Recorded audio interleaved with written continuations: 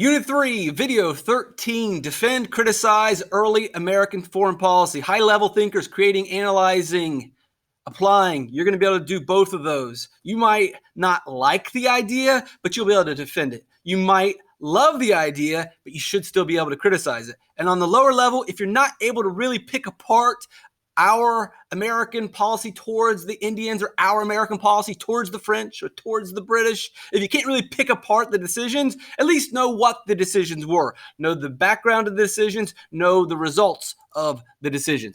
Northwest Ordinance was passed. That was a video we talked about after the American Revolution. We get this land. I know that this is called the Midwest today, but then it was the North and it was the West. Sure, it's the Midwest today. That's Ohio, Indiana, Illinois, Michigan. This land was given to us from the British. Oh, by the way, there's still American Indians living there, and they don't want us moving in. So we have the Ohio Indian Wars, and we have to, the American colonists need to remove the American Indians if they're going to be able to settle the land, if they're going to be able to farm the land to feed the nation. Matt Anthony Wayne will take over. He's named Matt Anthony Wayne because of a bold, decisive move during the Revolution. I like to call him Matt Anthony Wayne for the fake reason, which has actually happened, but not the reason he's called Matt Anthony Wayne, but a tree falls on him while he's sleeping in his tent, hits him in the head, knocks him unconscious. He still gets up the next day and marches towards Fort Defiance before the Battle of Fallen Timbers. That's not why he's called Matt Anthony Wayne, but I like to think that getting hit in the tree drives him crazy. It's a better story. He'll institute total war. Get used to total war. We're going to talk a lot about total war in American History 1, especially American History 2.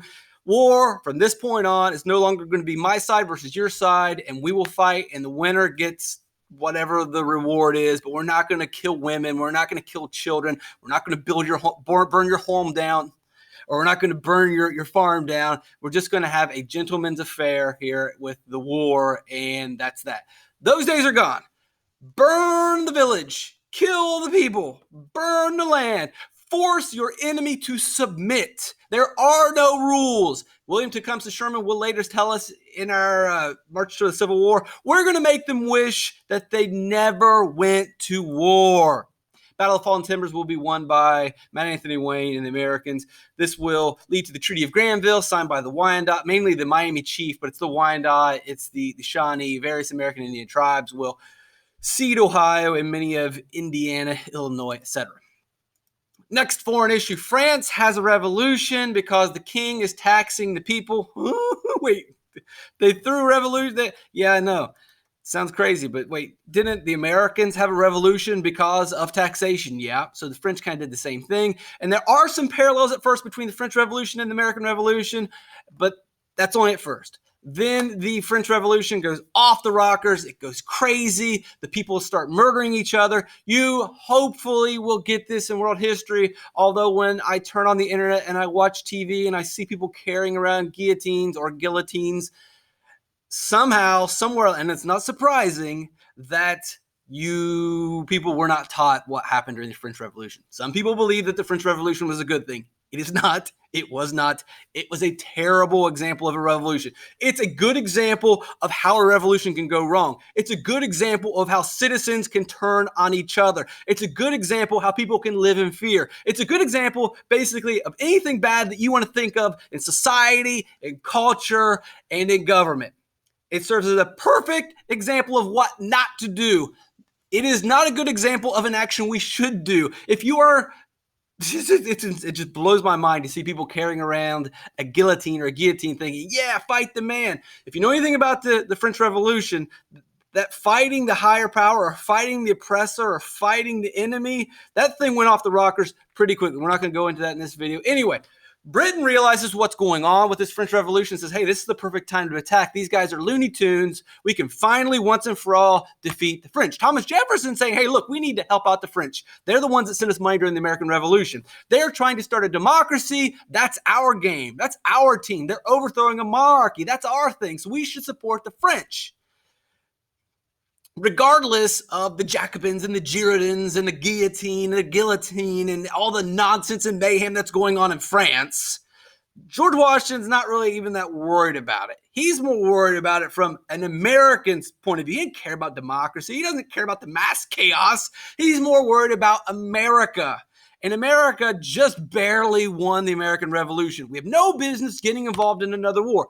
Also, We don't want to pick a side, because if we do not pick a side, we can still buy and sell goods from England. We can still buy and sell goods with France. We will remain neutral. We're going to stay out of it because we don't need to get into a war, but we're also going to stay out of it because we can make money by not picking a side. If we help Britain, then we're going to cut all of our sales to France, and we're not going to be able to buy goods from France. And if we pick England, then we cannot buy and sell goods from France. So we're just going to stay out of it. We're not going to get involved. Money talks. Another example of the government during this time avoiding conflict. Now, you can criticize this. Maybe you agree. Maybe you don't disagree. Whichever. Be able to state the evidence that supports both sides if you want to be the best student possible. Or just remember the facts if you can. A good takeaway to apply this to today is, now, when I created these lessons, our government did not avoid conflicts. From 2000 to 2016-ish, our government's involved in everything, everywhere, all the time. Now, currently, it seems like our government might be going back to the George Washington direction of, we are going to take care of America first. I know I shouldn't say these things out loud because people are going to label me as whatever. I don't know if that's the case, but it's always a theme that you want to during your life is, do you want the government involved in foreign affairs? Do you not want the government involved in foreign affairs? Maybe that changes. Maybe it depends on the conflict. It's up to you to decide, and I hope that you make the decision based on evidence, based on facts, not so much on feelings.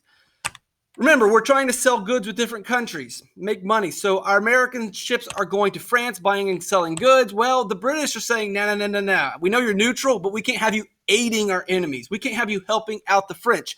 So the British are impressing our sailors. They're basically pulling over our ships, stealing the goods, and then not just stealing our goods. They're taking our sailors and our soldiers, mainly sailors and merchants, and arresting them and forcing them to join the British Navy. Not cool. So we send over John Jay, and he will have the Jay Treaty signed, which gets the British to agree to stop impressing our sailors. We do not go to war. Some people say that's an act of war. They're imprisoning and forcing Americans to fight in the army. That is an act of war. We need to declare war. Our government during this time says we're not going to rush to go to war. We don't want to get involved in a foreign war. We're trying to stay out of a foreign war. We will find a diplomatic answer. And so we sign a treaty, and Britain agrees to leave us alone for the meantime. But guess what? It wasn't just the British that were doing this, right? We're trying to sell to both of them. So when we're trying to sell goods to the British, the French are pulling the same nonsense. So we figure, they're impressing our sailors. Can just people leave us alone? Well, no, they're not going to leave you alone. You're helping out the enemy. So we try to get them to sign a treaty, just like we did with the British. Well, before we can do that, we are prevented. So we send over our diplomat. And before our diplomat can speak with the French government, 3 individuals known as Mr. X, Mr. Y, and Mr. Z say, whoa. Before you can talk to our government, you got to pay us money. Tribute is what we will refer to that as. Basically, a bribe. We have to pay a bribe before we can even talk to the government. Well, this infuriates the American people when they find out about this. You're going to treat us like that. You're going to do us like that. You're going to disrespect us like that. Now, before, with the British thing, the whole country wasn't really on board. We didn't really want to get war. This time, you have really infuriated the American people. You have disrespected them. Now, a lot of people in the country want to go to war with France. Washington says, look, folks, I know it's insulting and it's not cool. And we have a quasi-war during that moment here in the West Indies or the Caribbean. A little quick battle, ship battle between the Navy, but never becomes really big anything. But ultimately, just a little bit of a skirmish. But ultimately, we decide, look, we're not going to war. Yeah, they insulted us, but brush it off. You got to brush off the haters. You can't go to war over every little insult. We know that then. I wish our government knew that now. I wish the American people knew that now. Maybe not. Maybe we should go to war for everything. That's completely your decision. Base your decision on evidence and facts and whatever. But my own personal biased opinion is that we shouldn't cause wars that kill millions of people over little insult. I don't know. Call me crazy. Maybe you think killing millions of people is a good idea when it's based on an insult. It's up to you. Government protects your rights by removing your rights. That's absolute nonsense. That's silly. That doesn't make, well, you can make sense of it. I don't believe it. But remember, some of these crazy things you got to believe because it's not going to be directly in these words, but this general theme is going to be supported on your APUSH history exam. You're going to have to at least tell yourself, all right, I can understand why the government is taking my rights away to protect everyone's rights. I get it. I don't agree with it, but I can understand it. So the government will pass the Alien and Sedition Act, which basically you can't say anything bad about the government. We're kind of almost at war with France. We're kind of almost at war with England. Mainly we're talking about France here. We're almost at war with France. So don't say anything stupid that's going to hurt our situation with France. Don't do anything dumb. Shut your mouth. And it's not just shut your mouth. It's if you say something by law that's going to hurt our war effort or our relationship with France, you're going to jail. And you might say, that's crazy. You can't throw somebody in jail for saying something or criticizing the government. Guess what, folks? Yes, you could. And yes, you can. You're probably thinking, no, you got this wrong. That was 200 years ago, okay? People were stupid then, but that's not the case today. No, it is still on the books. You can be imprisoned for saying things that hurt America's efforts, especially towards war. But I've got freedom of speech. I'm glad that you're joining me for this American history lesson and the American history lessons that will follow, but our government can and will arrest you for hurting the war effort. So let's just break this down. Alien and Sedition Act. An act is a word for a law. What is an alien? No, it's not space aliens, but it kind of is. Belonging to a foreign country or nation or outer space. That is an alien. So the law is going to be about people belonging to a foreign country or nation, and it's also going to be about sedition. Conduct or speech inciting people to rebel against the authority of a state or monarch. Sedition is illegal. If you incite rebellion against the American government, you can and will go to jail then and today. Let me repeat that for the people that think history is just history. You cannot incite a rebellion. If you try to create a revolution, they can arrest you. They can throw you in jail and keep you in jail. And this has and continues to happen throughout American history. This is not one isolated event. You try to shut down the government, they will come and get you. Let's just talk about the alien part. So the alien part was, we need to kick out the illegal immigrants that favor France. You're kicking us out because we're French? That's xenophobic. You are just a racist, and you hate us because we're different than you. That probably is one part of it, but that is loser think. If you think that way then, if you think that way today, when we kick out immigrants or illegal aliens, yes, there is a racist element. Yes, there is a xenophobic element to some of these policies. But to think that that is the only variable is loser think. You need to understand that complex issues involve multiple variables. Two things can be true at once. One, there could be racism involved. But two, there are spies in our country. There have been spies in our country. There is spies in our country. And there will be spies in our country. You're like, oh, these Americans always think people are coming over and spying. Yes, there have been terrorist attacks where people who were foreign enemies came into our country. During the 1940s and 50s, the Russian government had foreign spies in it's just not, people think like, oh, they're just some spies. There were spies in our country during the 30s, 40s, and 50s, and those spies worked in our government, worked in the highest levels of our government. It wasn't just some dude sleuthing around in the corner, in the alley, in the dark. These people had power, positions of power. So, yes, there is a legitimate argument to, we need to watch out for aliens that are spies. It's not just complete xenophobia. It's not just pure racism. There is a legitimate reason to why you might want to remove people who are actively trying to overthrow your government.